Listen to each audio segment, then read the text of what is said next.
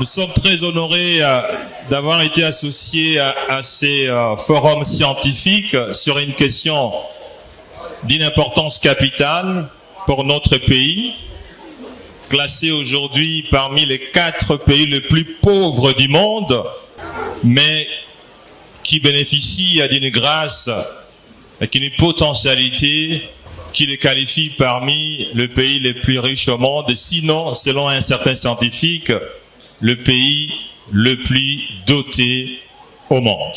Cher professeur Vital, félicitations pour votre exposé qui essaie de faire une analyse structurelle et historique du processus du sous-développement dans lequel se trouve la RDC. Je dis bien un processus de sous-développement.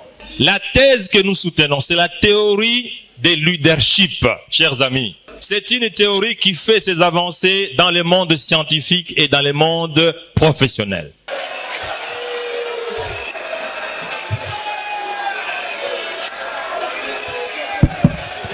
Camarades étudiants, oh! Ça devient intéressant, n'est-ce pas? Je crois que le professeur Matata a bien résumé ce que j'ai dit. J'ai dit que le Congo, c'est une terre d'espoir. Pourquoi? Parce que doté des ressources naturelles incommensurables. 2. J'ai cité George Soros, qui avait parlé de la malédiction des ressources naturelles. Et j'ai dit qu'il avait menti parce que le même Congo, avec un bon système de production, a fait ses preuves à l'époque. Mais malheureusement, les modèles léopoldiens, les modèles coloniaux ne sont plus des modèles à reproduire.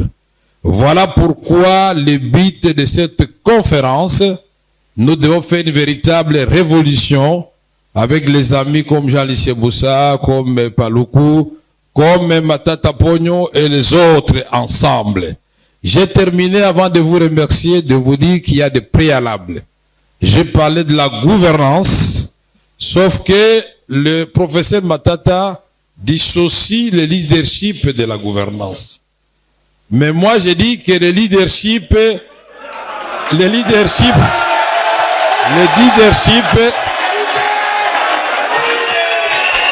camarades, oh, il ne peut y avoir de bonne gouvernance sans leadership de qualité. Et je crois avoir dit ici, camarades, oh, je crois avoir dit ici qu'il est temps, comme le recteur me l'avait dit dans son bureau, que les savoirs et le savoir-faire soient connectés aux dirigeants congolais qui sont apparemment en déficit en cette matière. Et il n'y a pas de honte en cela. Et il n'y a pas de ministre omniscient. Et la plupart des ministres qui brillent d'ailleurs au gouvernement sont ceux qui recourent aux intelligences ici des universités. Et j'ai terminé, cher Matata, je vous remercie pour les éloges que vous m'avez fait tout à l'heure. J'ai terminé en disant que vous professeurs comme moi, étudiants, notre cher recteur, qui est aussi un grand rhétoricien de qualité, quand je l'ai entendu parler, nous devons faire ce que j'ai appelé l'union sacrée des intelligences congolaises. Et j'ai ajouté ceci, qu'on ne développe pas un peuple.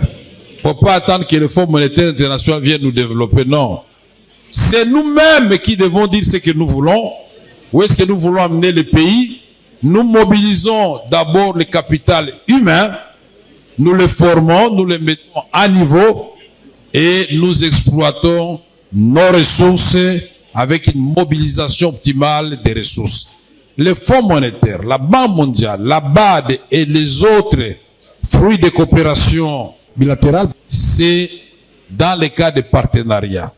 Puisqu'il y a le privé aussi qui intervient, mais avant tout, nous-mêmes devons mettre un système compatible avec le développement place. Je vous ai dit, le système de la République démocratique du Congo sans modèle de développement de 1960, même si vous appelez Obama ici, il va échouer.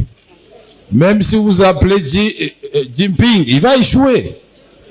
Appelez Macron, il va échouer. Puisque les mêmes causes vont produire les mêmes effets.